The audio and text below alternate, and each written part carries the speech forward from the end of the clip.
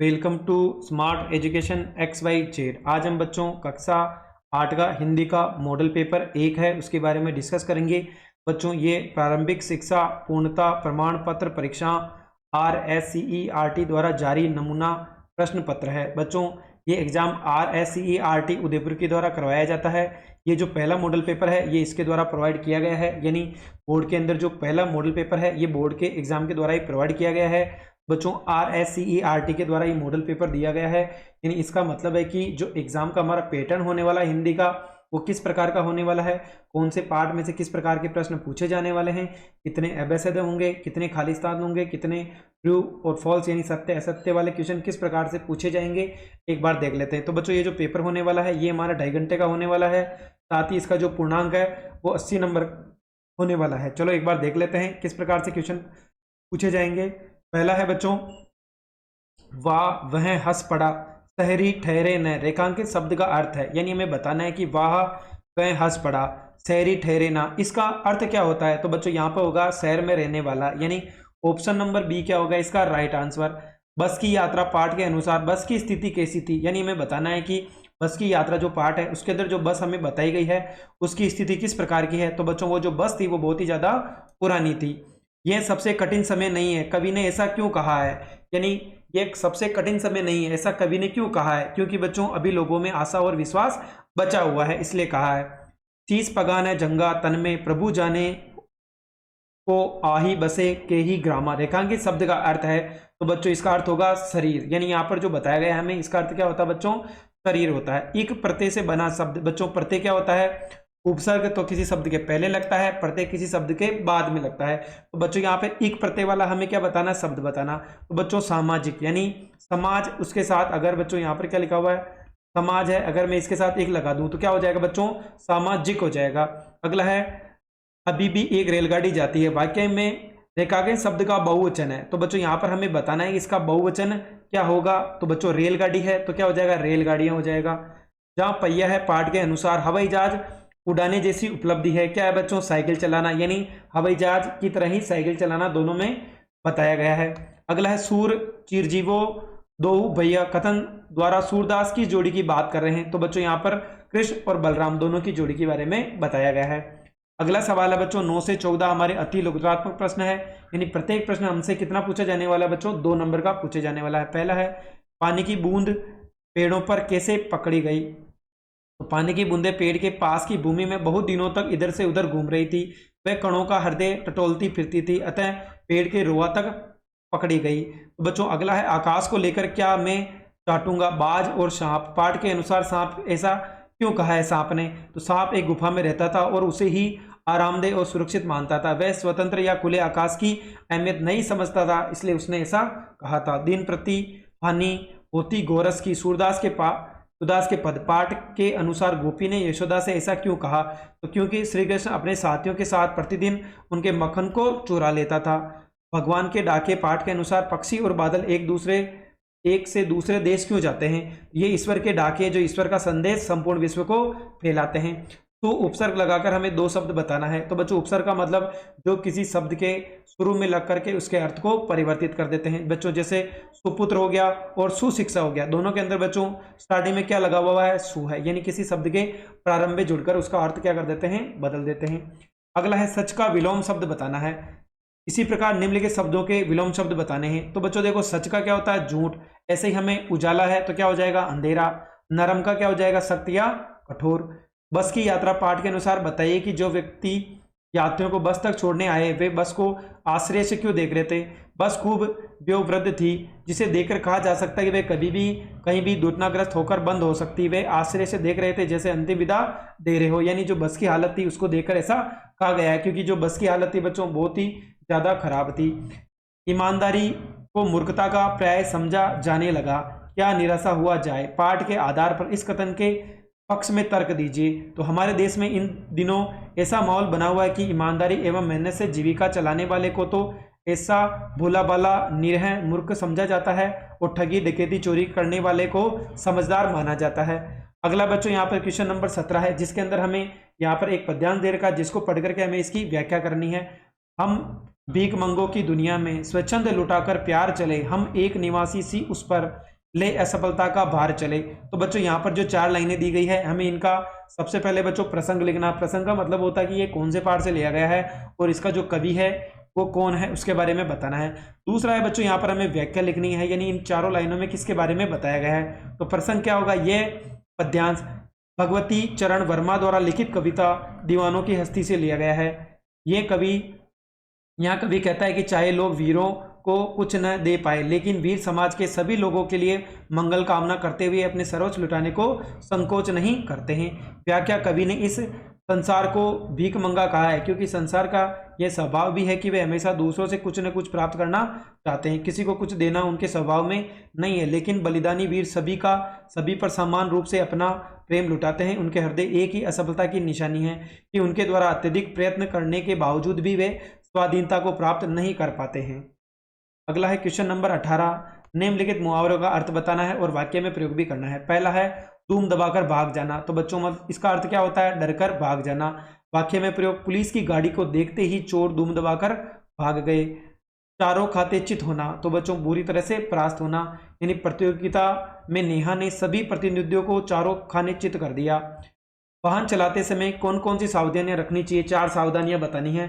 तो बच्चों वाहन चलाते समय हमें यातायात चिन्हों का निर्देशानुसार पालन करना चाहिए। बच्चों जितने भी यातायात के जो चिन्ह होते हैं उनका पालन जरूर करना चाहिए। शराब पीकर और नशे में कभी भी वाहन नहीं चलाना चाहिए।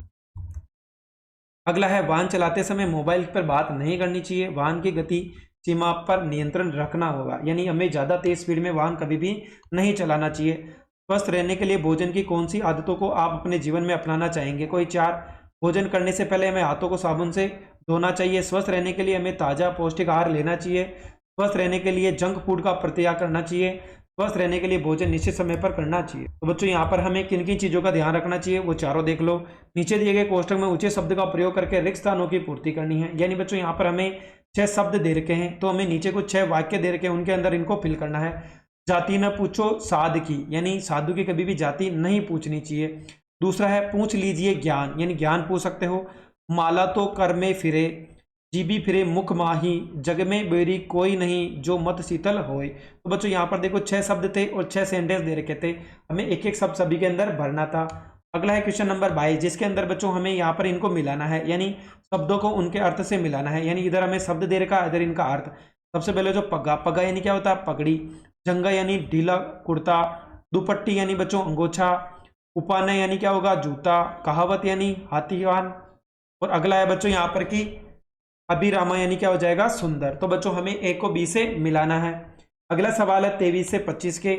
यहाँ पर हमें एक गद्यांश दे रखा, जिसको पढ़ करके हमें नीचे दिए गए प्रश्नों के उत्तर देने हैं। पहले एक बार इसको पढ़ लेते हैं। बदलू मनिहार था, चूड़ियां बनाना उसका पैतृक पेशा था। यानी बच्चों यहाँ पर बोला गया कि वो क्या बनाता था, चूड़ियां।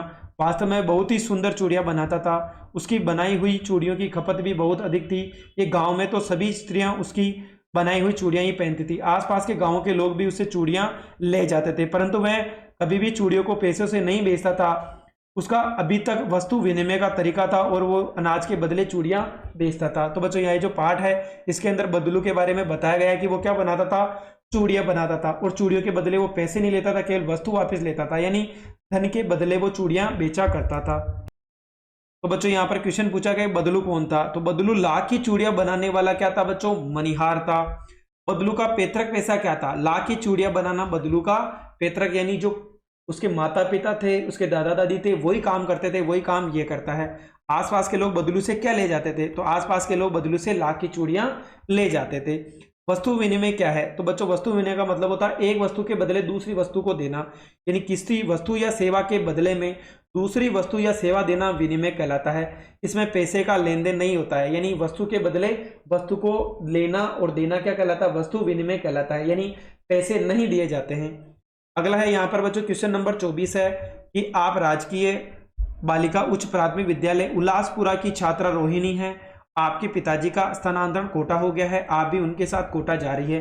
अपने प्रधानाध्यापक जी को स्थानांतरण प्रमाण पत्र लेने हेतु प्रार्थना पत्र लिखिए। बच्चों यहाँ पर एक टीसी यानी स्थानांतरण प्रमाण पत्र है, उसके ऊपर आपको एक क्या लिखनी है बच्चों, यहाँ पर प्रार्थना पत्र लिखना है। सबसे पहले सेवा में यहाँ पर क्या देगा बच्चों, प्रधानाध्यापक, तो श्रीमान प्रधानाध्यापक महोदय स्कूल का नाम भी दे रखा है यहाँ पर, राजकीय उच्च प्राथमिक विद्यालय उल्लासपुर। उल्लासपुर।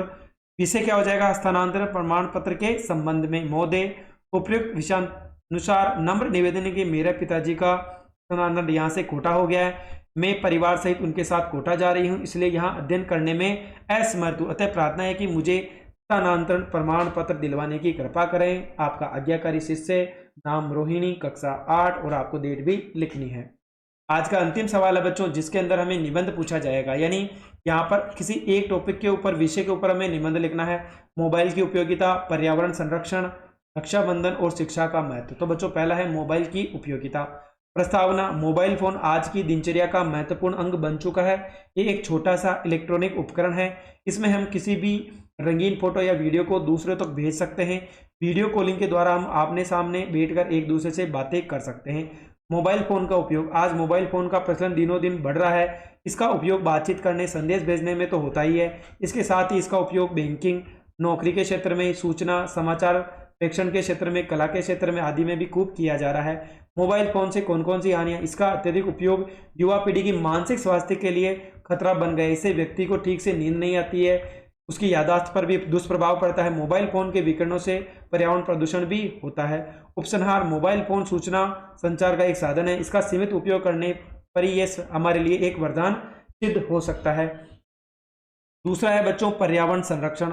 सेम चीज है। प्रस्तावना, परी का आश्रय, चारों ओर का आवरण का आश्रय प्राकृतिक परिवेश है, यानी चारों ओर का वातावरण ही पर्यावरण कहलाता है। पर्यावरण उन सभी भौतिक, सामाजिक एवं जैविक क्रियाओं की समष्टिगत इकाई है जो किसी जीवधारी अथवा पारितंत्रीय आबादी को प्रभावित करते हैं तथा उनके रूप, जीवन और जीवित को तय करते हैं। पर्यावरण संरक्षण की समस्या, विज्ञान की असीमित प्रगति तथा नए आविष्कारों की स्पर्धा के कारण प्रकृति का संतुलन बिगड़ गया है। दूसरी ओर जनसंख्या की निरंतर वृद्धि, औद्योगिकीकरण, शहरीकरण, हरे पेड़ पौधों की कटाई, प्राकृतिक संसाधनों का दोहन, यातायात के साधनों से निकलने वाला धुआं आदि से पर्यावरण को प्रदूषण बढ़ रहा है।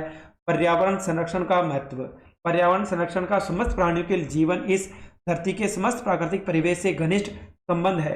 प्रदूषण से मानव सभ्यता के भविष्य पर भी खतरा मंडराने लगा है। पर्यावरण संरक्षण के उपाय, पेड़ पौधों को बहुसंख्या में उगाया जाना चाहिए। नदियों की स्वच्छता, गैसीय पदार्थों का उचित विसर्जन, गंदे जलमल का परिशोधन, जनसंख्या नियंत्रण आदि अनेक उपाय किए जा सकते हैं। उपसंहार, पर्यावरण संरक्षण किसी एक व्यक्ति या देश का काम नहीं है, यह समस्त विश्व के लोगों का कर्तव्य है। अगला टॉपिक है बच्चों इसी का ही तीसरा वाला कि रक्षाबंधन के ऊपर। प्रस्तावना, रक्षाबंधन एक बड़ा त्योहार है, ये भाई बहन के स्नेह बंधन के रूप में मनाया जाता है। त्योहार मनाने के कारण, प्राचीन समय में वैदिक आचार्य अपने शिष्य के हाथ में रक्षा सूत्र बांधकर उसे वेद शास्त्र से पारंगत करते थे। धीरे धीरे इस त्योहार की परंपरा ने सामाजिक रूप धारण कर लिया। ब्राह्मण अपनी जीविका प्राप्त करने के लिए समर्थ व्यक्तियों के हाथों में रक्षा सूत्र बांधकर अपनी रक्षा की कामना करने लगे। मनाने का तरीका, रक्षाबंधन का पावन त्योहार श्रावण मास की पूर्णिमा के दिन मनाया जाता है। इस दिन बहनें अपने भाई के ललाट पर टीका लगाती है, मिठाई खिलाती है और उसकी कलाई पर राखी बांधती है। बदले में भाई बहन को उपहार व रक्षा करने का वचन देता है। उपसंहार, रक्षाबंधन भाई बहन का त्योहार है। आज के दिन भाई बहन परस्पर स्नेह बंधन की परस्पर परंपरा स्वीकार कर कर्तव्य पालन की प्रतिज्ञा करते हैं। आज का अंतिम टॉपिक है शिक्षा का महत्व। प्रस्तावना, मनुष्य को ज्ञान देकर सामाजिक बनाने, उसे सभ्य नागरिक बनाने की प्रक्रिया का नाम ही शिक्षा है। शिक्षा से ही भविष्य में स्वावलंबी बनने की योग्यता व क्षमता बढ़ती है। शिक्षा का प्रसार, हमारा देश लंबे समय तक पराधीन रहा, इससे शिक्षा व्यवस्था का पूर्ण विकास नहीं हो सका। स्वतंत्रता प्राप्ति के पश्चात शिक्षा प्रसार के लिए सरकार विद्यालय, महाविद्यालय तथा तकनीकी शिक्षण संस्थाओं की स्थापना कर उन अपने दायित्व का निर्वहन कर रही है। शिक्षा का महत्व, शिक्षा का कार्य बालक का सर्वांगीण विकास करना है। इसके अंतर्गत बालक का मानसिक, शारीरिक, चारित्रिक और आध्यात्मिक विकास आता है। मानसिक विकास के लिए शास्त्रीय ज्ञान तथा शारीरिक विकास के लिए योगाभ्यास का महत्व है। उपसंहार, शिक्षा से समाज का विकास, ज्ञान का प्रसार होने लगा है। जब तक जन जन शिक्षित नहीं होता है, जन जन शिक्षित नहीं होगा, तब तक मानव अपनी उन्नति नहीं कर पाएगा। तो बच्चों आज हमने कक्षा 8 का हिंदी का मॉडल पेपर 1 था वो देखा है। आज के लिए बस इतना ही। अगर आपको हमारी मेहनत पसंद आई हो तो चैनल को लाइक करें, सब्सक्राइब करें और अपने दोस्तों के साथ शेयर करना ना भूलें।